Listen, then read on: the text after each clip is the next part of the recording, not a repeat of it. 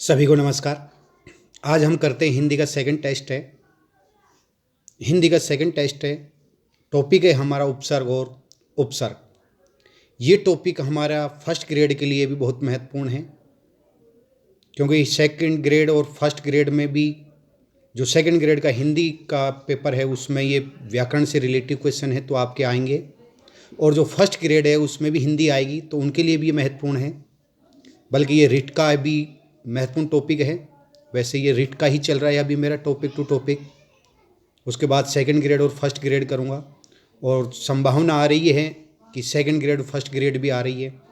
कुछ लोग कह रहे हैं कि रिट कैंसिल होगी, तो मैं आपको बता दूं, ये बात मेरी याद रख लेना, 101% रिट कैंसिल नहीं होगी। ये याद रख लेना आप, क्योंकि आपके दिमाग में हो रही है कि जो ये रिट हो चुकी है वो कैंसिल होगी, तो कैंसिल नहीं होगी। आप अपनी पढ़ाई पे ध्यान दें। तो शुरुआत करते हैं हम पहले क्वेश्चन से। परा उपसर्ग से कौन सा शब्द नहीं बना है?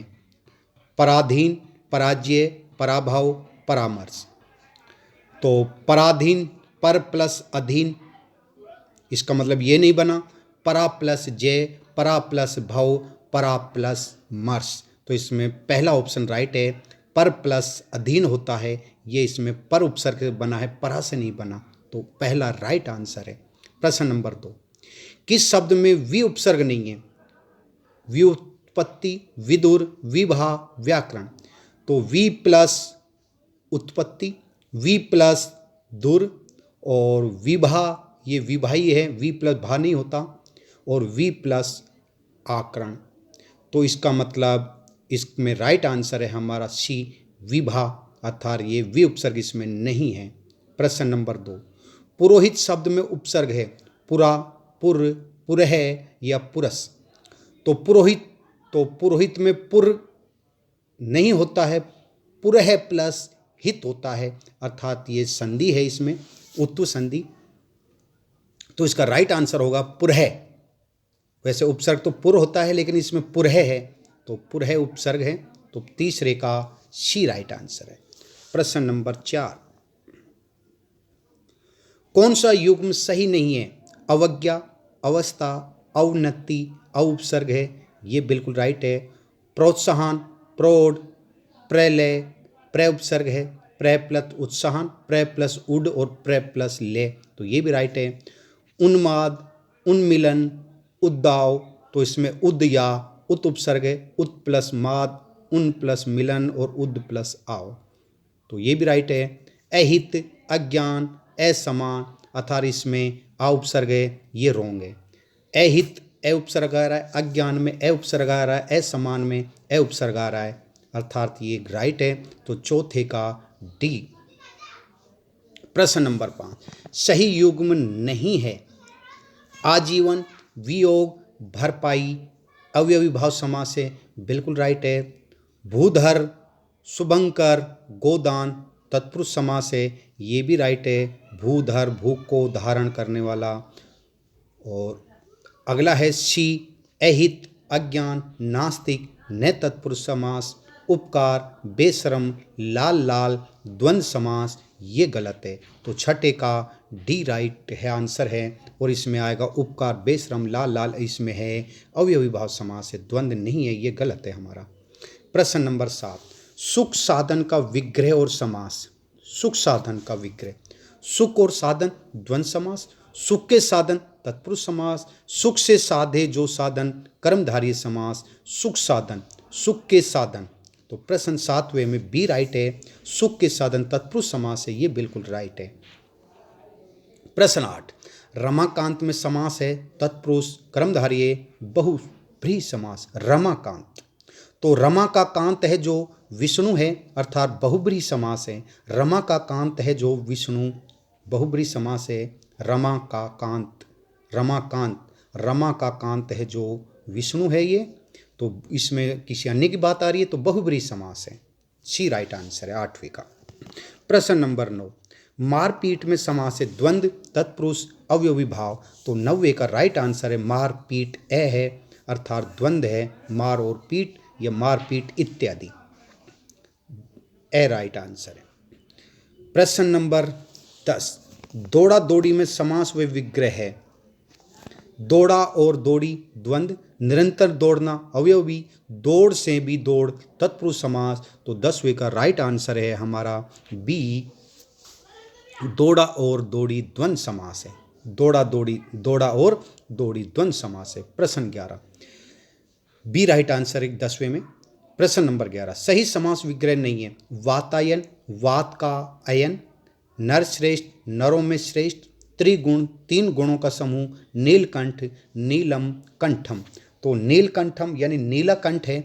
तो नीलकंठ की विशेषता वो कैसा है, नीला है। लेकिन इसमें जैसे नीलकंठ का नाम आएगा तो ये किसी अन्य की बात आएगी, क्योंकि शिव की बात आएगी। तो अन्य की जब बात आती है तो बहुब्रीहि समास होता है, क्योंकि वैसे कंठ है ये, तो कंठ कैसा है, नीला है, तो क्रमधारी होना चाहिए। लेकिन ये नीलकंठ का नाम आते ही हमें किसी अन्य की बात आएगी, अर्थात किसी अन्य की प्रधानता होगी।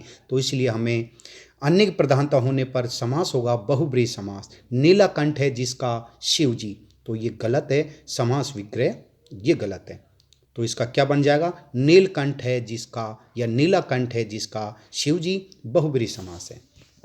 तो डी राइट आंसर है 11वें में। प्रश्न नंबर 12 बहुव्रीहि उदाहरण है राजकुमार, यथाशक्ति, चंद्रशेखर। राजकुमार राजा का कुमार तत्पुरुष समास, यथाशक्ति शक्ति के अनुसार अवयवी भाव समास।